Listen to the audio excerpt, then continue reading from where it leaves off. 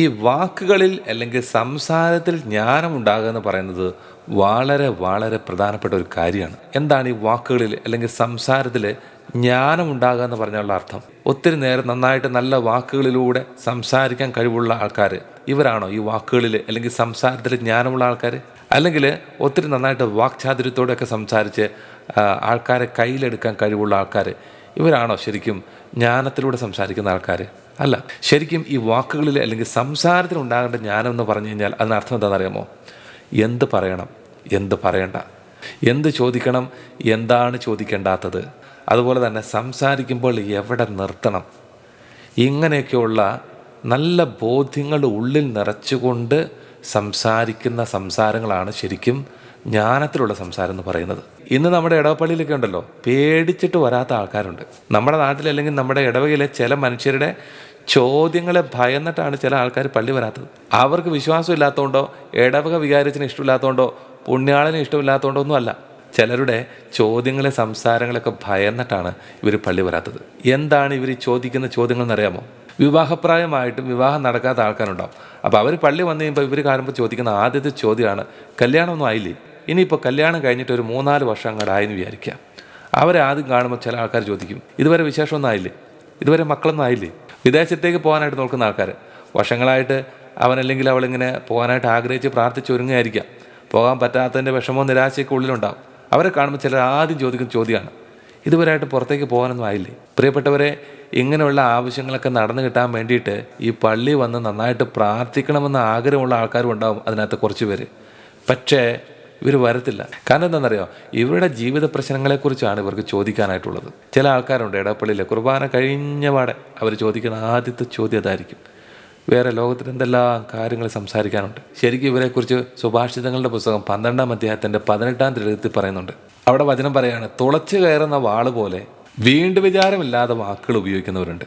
വിവേകിയുടെ വാക്കുകൾ മുറിവുകൾ ഉണക്കുന്നു. വിവേകത്തോടെ വേണം സംസാരിക്കാനായിട്ട്. വീണ്ടും വിചാരമില്ലാത്ത സംസാരങ്ങളിൽ ഏർപ്പെടാതെ വിവേകത്തോടെ സംസാരിക്കണം എന്നാണ് വചനം പറയുന്നത്. പരമാവധി ഉണ്ടല്ലോ, മനുഷ്യരുടെ വ്യക്തിപരമായിട്ടുള്ള കാര്യങ്ങളിൽ ഇടപെടാതെ അതുമായിട്ട് ബന്ധപ്പെട്ട ചോദ്യങ്ങൾ ചോദിക്കാതിരിക്കുക. അവർ നമ്മളോട് പറയുകയാണെങ്കിൽ ആശ്വാസവാക്കുകൾ പറയുന്നതായിരിക്കും നല്ലത്.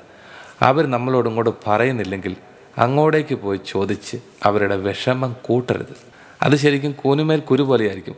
മുറിവിൻ്റെ മേൽ മുറിവുണ്ടാകുന്നതിന് തുല്യമായിരിക്കും. പ്രഭാഷകന്റെ പുസ്തകം 28-ാം അധ്യായത്തിൻ്റെ 18-ാം തിരുവചനത്തിൽ വചനം പറയാണ്, വാൾത്തല അനേകരെ വീഴ്ത്തിയിട്ടുണ്ട്, നാവ് കൊണ്ട് മുറിപ്പെട്ടവർ അതിലേറെയാണ്.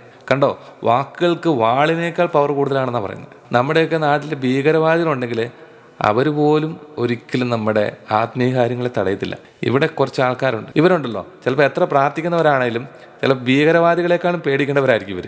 വിശുദ്ധ പൗലോസ് കൊളോസ്യർക്ക് എഴുതിയ ലേഖനത്തിൽ 4-ാം അധ്യായം അതിൻ്റെ 6-ാം തിരുലിഖിതം വളരെ അഭിഷേകം നൽകുന്ന ഒരു വചനമുണ്ട്. വചനം പറയാണ്, നിങ്ങളുടെ സംസാരം എപ്പോഴും കാരുണ്യാശ്രണവും ഹൃദ്യവുമായിരിക്കട്ടെ, ഓരോരുത്തരോടും എങ്ങനെ മറുപടി പറയണമെന്ന് നിങ്ങൾ മനസ്സിലാക്കിയിരിക്കണം.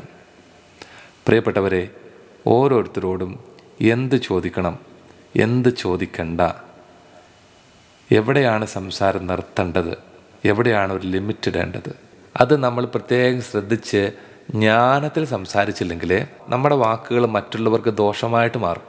ഒരുപക്ഷെ നമ്മുടെ മനസ്സിൽ മറ്റുള്ളവരെ മുറിപ്പെടുത്തണമെന്ന് ഉദ്ദേശിച്ചുകൊണ്ടായിരിക്കുമല്ലോ നമ്മൾ ചോദിക്കുന്നത്. പക്ഷേ നമ്മൾ ജ്ഞാനമില്ലാതെ സംസാരിക്കുമ്പോൾ നമുക്കതിൻ്റെ ഉള്ളിൽ തിന്മ എന്താണെന്ന് നമുക്ക് മനസ്സിലാകില്ല. ആവശ്യമില്ലാതെ മറ്റുള്ളവരുടെ ജീവിതത്തിലെ കാര്യങ്ങളെക്കുറിച്ച് അറിയാതിരിക്കുക, അവരുടെ ജീവിത കാര്യങ്ങളിലേക്ക് ഇടപെടാതിരിക്കുക. ഞാൻ എന്തുകൊണ്ടാണ് ഈ സന്ദേശം പറഞ്ഞതെന്നറിയാമോ? ഇതുപോലെ വേദന അനുഭവിച്ച് മറ്റുള്ളവരുടെ ചോദ്യങ്ങളെ ഭയന്നുകൊണ്ട് പള്ളിയിൽ പോകാതിരിക്കുന്ന ആൾക്കാരെ എനിക്കറിയാം. അതുകൊണ്ടാണ് ഞാൻ ഈ സന്ദേശം ഇങ്ങനെ പറയാനായിട്ട് ഇടയായത്. പ്രാർത്ഥിക്കാൻ വരുന്നവർക്ക് നമ്മൾ സമാധാനം കൊടുക്കണം. ഇങ്ങനെ ജ്ഞാനത്തോടെ സംസാരിക്കാനുള്ള കൃപ കിട്ടണമെങ്കിൽ ശരിക്കും പരിശുദ്ധാത്മാവിനോട് പ്രാർത്ഥിച്ചാൽ മതി. പരിശുദ്ധാത്മാവാണ് നമുക്ക് ജ്ഞാനം തരുന്നത്. അല്ലാതെ ഇങ്ങനെയുള്ള സംസാരത്തിന് വേണ്ടിയിട്ട് പ്രത്യേക ട്രെയിനിങ്ങിൻ്റെ ആവശ്യമൊന്നുമില്ല. ഒരു നിമിഷം നമുക്ക് കണ്ണുകളടയ്ക്കാം. ഈശോയുടെ സന്നിധിയിൽ നമ്മുടെ വാക്കുകളിലൂടെ മറ്റുള്ളവരെ നമ്മൾ അറിഞ്ഞുകൊണ്ടോ അറിയാതെയോ വേദനിപ്പിച്ചിട്ടുണ്ടെങ്കിൽ തമ്പുരാൻ്റെ തിരുസന്നിധിയിൽ പ്രത്യേകം നമുക്ക് മാപ്പ് ചോദിക്കാം. നമ്മുടെ അറിവിൽ ഏതെങ്കിലും വ്യക്തികൾ ജീവിതത്തിൽ വലിയ തടസ്സങ്ങൾ അനുഭവിക്കുന്നതായിട്ട് നമുക്കറിയാമെങ്കിൽ അവർ ഈ സമയം കർത്താവിൻ്റെ തിരുസന്നിധിയിൽ പ്രത്യേകം സമർപ്പിച്ച് പ്രാർത്ഥിക്കുക.